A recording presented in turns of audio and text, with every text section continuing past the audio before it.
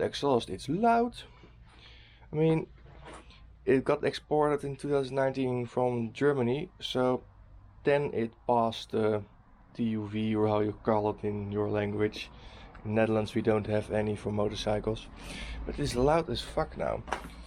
But it's the original exhaust.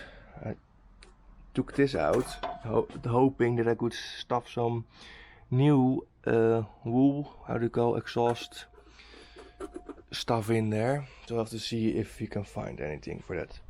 Going to change the fuel lines because they're old and cracked.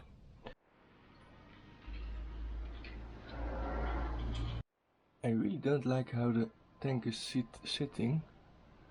I think I'm missing some washers or stuff, because it's just resting on here, and it will put a lot of strain on the part here.